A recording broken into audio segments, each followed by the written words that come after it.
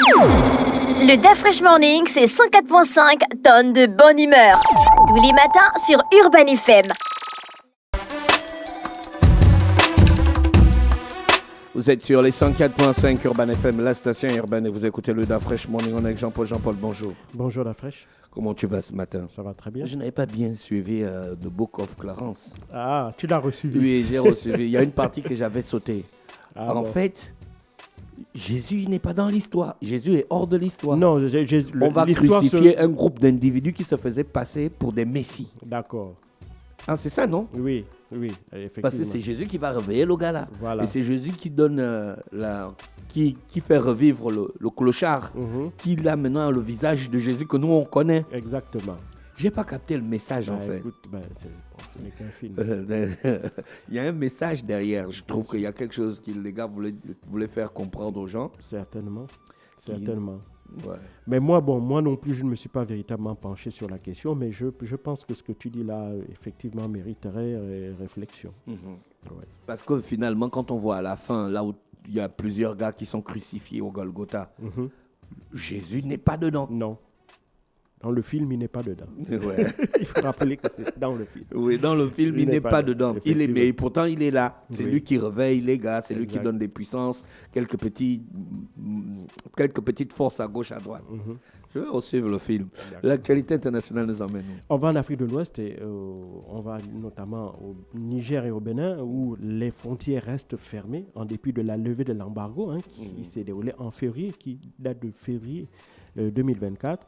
Mais les frontières restent fermées au grand désarroi des populations qui vivent des deux côtés de la frontière et au désarroi aussi des autorités locales qui vivent notamment des activités économiques qui existent ou qui tournent autour justement des échanges notamment entre les deux populations, des mouvements de population aussi en elles-mêmes, du transport, que ce soit des personnes ou des marchandises, au point où même on a vu la semaine dernière deux anciens présidents du Bénin, Nicéphore Soglo et Yahi Boni, se rendre à Niamey et être reçus par le général Abdourahmane Tiani, le patron de la junte militaire au pouvoir, pour essayer de discuter et de trouver des voies de solution afin de ramener, si tu veux, la confiance qui a été véritablement rompue entre les deux pays. Mais alors, comment est-ce qu'on en est arrivé là? On va rapidement faire un petit récapitulatif. En réalité, tout part du 23 juillet 2023, le jour du coup d'État au Niger contre le président Mohamed Bazoum. 4 jours plus tard, donc le 30 juillet, la CEDEAO va décider d'adopter plusieurs sanctions contre le Niger, notamment la fermeture des frontières terrestres et aériennes avec ce pays-là. Et donc, elle envisageait même à l'époque, on se rappelle très bien, un recours à la force et que le Bénin s'était dit prêt à soutenir. Alors, donc, malgré des atermoiements et après de nombreuses réunions, bien entendu, cette décision de recourir à la force contre le Niger va être abandonnée. Et le 24 février 2024, la CEDEAO va donc décider de lever une grande partie des sanctions contre le Niger, dont la fermeture des frontières. Alors, si les frontières avec les autres voisins du Niger, notamment le grand voisin nigérian, vont être ouvertes, malheureusement, en ce qui concerne le Bénin, ça va être autre chose. Pourquoi? Parce que dès la levée, dès que la CEDEAO va décider de prendre la décision de lever les sanctions, notamment celles concernant la fermeture de frontières, le Bénin va de son côté rouvrir la frontière, alors que le Niger va lui plutôt continuer de bloquer le passage des personnes et marchandises. Alors, il faut aussi se rappeler qu'en réalité, lorsque le 30 juillet, la CEDEAO avait décidé de mettre en place un embargo, en ce qui concerne la frontière entre le Niger et le Bénin, il y a évidemment il y avait les marchandises et les personnes qui pouvaient passer par la voie fluviale, parce qu'il y a une frontière fluviale qui sépare le Niger et le Bénin. Et donc, ce passage-là permettait aux marchandises et aux personnes, en dépit de l'embargo, de pouvoir circuler entre les deux pays. Et surtout, la Chine avait négocié avec le Bénin et le Niger la possibilité, en dépit de l'embargo, de pouvoir quand même lancer, si tu veux, les activités d'exportation du pétrole qui était exploité par la compagnie chinoise WAPCO au Niger. Et donc, la Chine avait obtenu du Niger et du Bénin, du Niger, l'autorisation d'exporter le pétrole, et du Bénin, l'autorisation de faire transiter ce pétrole-là par le port terminalier de Sémékodji au Bénin pour pouvoir l'exporter, le vendre à l'international. Et donc, malheureusement, le 6 mai, le Bénin va décider d'interdire aux navires de charger du pétrole nigérien sur son territoire parce qu'elle estimait que après une première autorisation, le Bénin va estimer que puisque le Niger restait cantonné sur sa position de maintenir fermée la frontière, et donc le Bénin ne pouvait pas accepter qu'on fasse une exception, notamment pour ce qui concerne le pétrole. Et donc, le Bénin va essayer de mettre la pression sur le Niger en disant tout simplement que soit tout passe, c'est-à-dire les personnes et les marchandises et le pétrole, soit rien ne passe, c'est-à-dire ni le pétrole, ni les personnes, ni les marchandises. Et donc, le 11 mai, le Niger va donc déclarer maintenir sa frontière fermée pour des raisons de sécurité, puisqu'elle va accuser le Bénin d'héberger des bases françaises dans lesquelles elle accuse justement le gouvernement de Patrice Talon par le biais de ces bases françaises-là, de former des terroristes afin que ces derniers aillent déstabiliser le Niger. Alors, donc, à partir de là, évidemment, on va monter d'un cran supplémentaire en termes de dégradation des relations. Et en dépit de cela, le Bénin va quand même accepter d'autoriser l'exportation d'un premier navire nigérien, comme je l'ai dit, à partir du port de Sémékodji. Et cette autorisation, bien entendu, qualifiée par les autorités béninoises de ponctuelle et provisoire. Et malheureusement, les choses vont encore se dégrader par la suite. On se rappelle que le 5 juin dernier, 5 membres nigériens de l'équipe WAPCO sont arrêtés au Bénin et accusés d'arrêter de faux badges. Ces derniers avaient été arrêtés à l'intérieur du site du terminal pétrolier de Cotonou.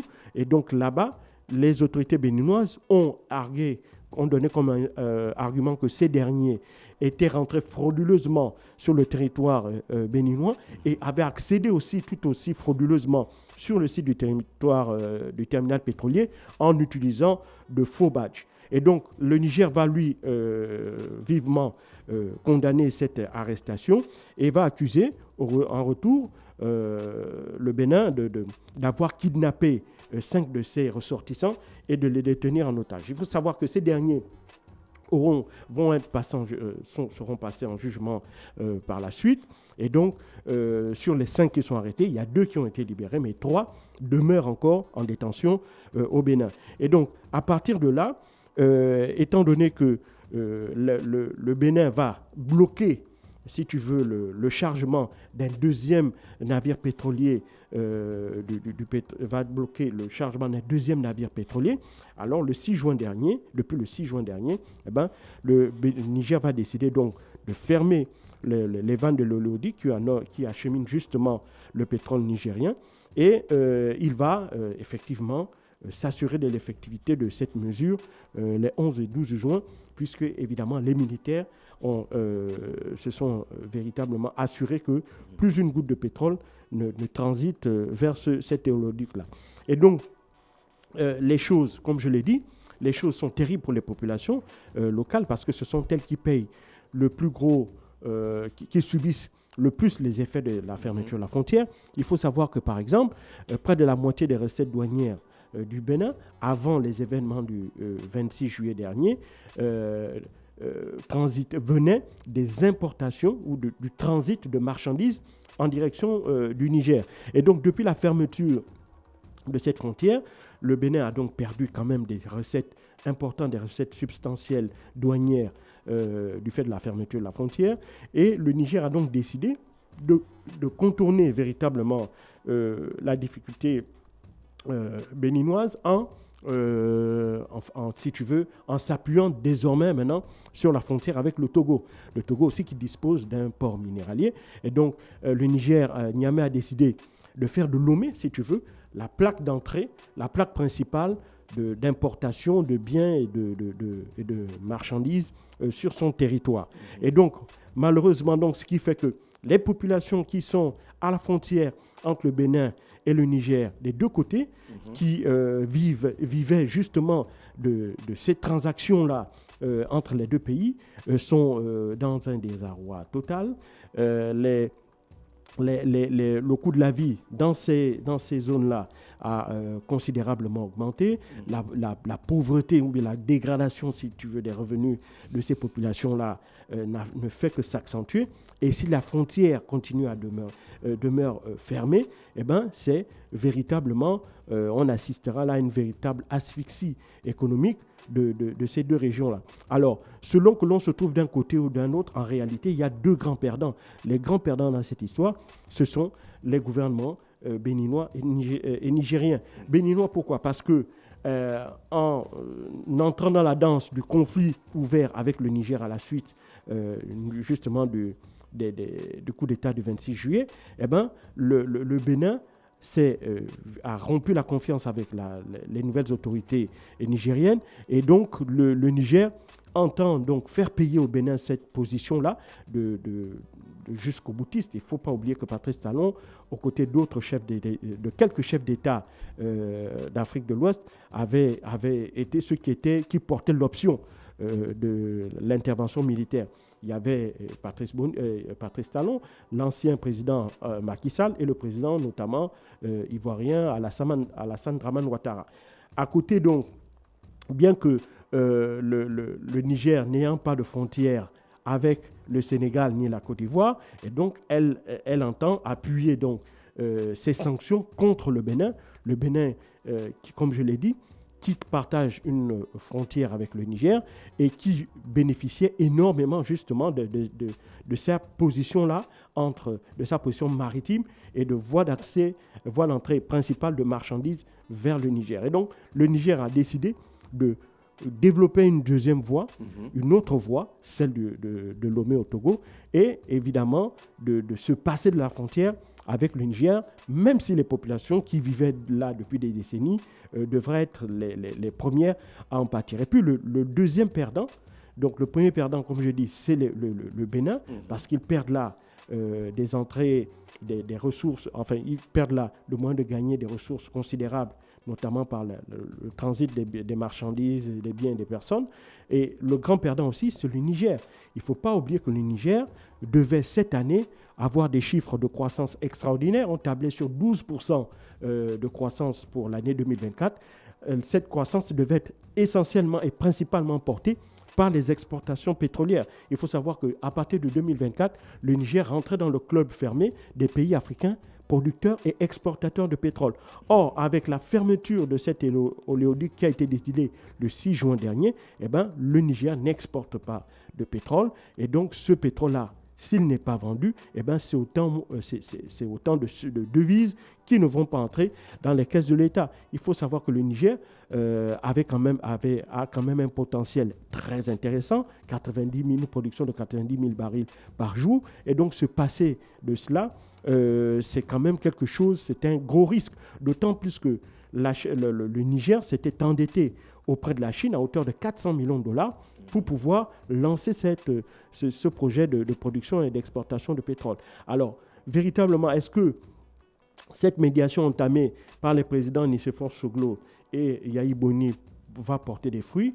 Pour le moment, on n'en sait rien, mais on reste quand même optimiste. Pourquoi ? Parce que, le général Abdourahmane Tiani avait quand même accepté de les recevoir et de les écouter. Et dans leur positionnement, les anciens présidents béninois n'ont absolument pas demandé le retour à un ordre constitutionnel normal, n'ont pas demandé la libération de Mohamed Bazoum, ont évité toutes les questions politiques intérieures nigériennes, mais sont plutôt revenus sur le fait que ni le Niger ni le Bénin ne pourraient se passer l'un de l'autre, étant donné que la géographie fait qu'ils seront toujours côte à côte. Et la deuxième chose, c'est les liens séculaires qui existent entre les populations qui vivent de part et d'autre de la frontière et qui vivent justement de ces échanges au niveau de la frontière. Et donc, ils espèrent que par ce message de conciliation, ce message de raison, il pourrait au moins adoucir ou assouplir la position du général Abdourahmane Tiani pour l'amener à changer d'avis. Et pour cela aussi, il compte en quelque sorte sur un troisième acteur qui qui est tout aussi important, c'est la Chine. Pourquoi ? Parce que la Chine a véritablement besoin le Bénin et le Niger s'entendent. Pourquoi ? À cause de ces investissements. Je l'ai dit ici, la Chine a investi au Bénin, au Niger, pour exploiter le pétrole nigérien et a investi au Bénin pour que ça soit le corridor de passage pour pouvoir exporter ce pétrole-là. Et donc, tant que les deux pays ne s'entendent pas, et tant que la frontière est fermée, tant que l'oléoduc est fermé, eh ben, c'est l'entreprise WAPCO, qui est quand même une entreprise chinoise, qui est une entreprise importante chinoise, c'est cette entreprise-là qui perd de l'argent. Et donc, on espère, ou du moins, certains observateurs espèrent qu'en coulisses, la Chine va continuer à discuter ou va essayer d'accélérer les choses, parce qu'il ne faut pas oublier que lorsque le 6 juin dernier, Niamey avait décidé de fermer l'oléoduc, c'est parce qu'elle avait aussi reproché en quelque sorte à la Chine de ne pas avoir suffisamment fait pour mettre la pression sur les pays de la CEDEAO et en l'occurrence le Bénin pour le dissuader d'entrer dans la danse de ceux qui voulaient absolument un retour à un ordre constitutionnel normal, notamment avec le retour au pouvoir de Mohamed Bazoum. Donc, le Niamey ou la junte au pouvoir avait estimé que la Chine n'avait pas suffisamment mis la pression sur le Bénin pour dissuader de le faire. Et donc, pour le moment, les tensions restent encore très vives pour toutes les raisons que je viens d'expliquer là, notamment aggravées par l'arrestation des 3 inspecteurs nigériens au Bénin, aggravées par les accusations portées par Niamey contre Cotonou s'agissant de prétendues bases militaires installées au Bénin et qui auraient pour mission de former des terroristes pour aller déstabiliser le Niger. Donc, tout ce narratif-là, malheureusement, et toute cette ambiance-là extrêmement électrique fait qu'aujourd'hui, les relations entre Cotonou et Niamey sont au plus bas. Mais ça ne veut pas dire que tout est perdu, parce que, comme je l'ai dit, à un moment ou à un autre, il faudra que la raison revienne et que la raison d'État vienne à remplacer la raison humaine, dans la mesure où, quand on regarde dans le fond, on comprend très bien que ce conflit entre le Niger et le Bénin est enfin un conflit d'ego, un conflit entre deux chefs d'État. D'un côté, on a le général Abdourahmane Tiani et d'un autre côté, on a le président Patrice Talon. Maintenant, il faudra à un moment ou à un autre que ces égos-là se mettent de côté et que la raison d'État prenne le dessus pour privilégier les intérêts des deux États, parce que ces intérêts sont interdépendants et pour que les choses reviennent à la normale, il faudra d'abord que la paix revienne et cette paix-là ne peut s'obtenir que par le biais de la négociation. Merci Jean-Paul avec nous ce matin sur les 104.5 Urban FM, la station urbaine dans le Da Fresh Morning, le réveil matinal, le plus de la capitale, sur la radio, le plus de la capitale. Nous on va en musique et on va se retrouver dans quelques minutes seulement, restez connectés. Le Da Fresh Morning, c'est 104.5 tonnes de bonne humeur. Tous les matins sur Urban FM.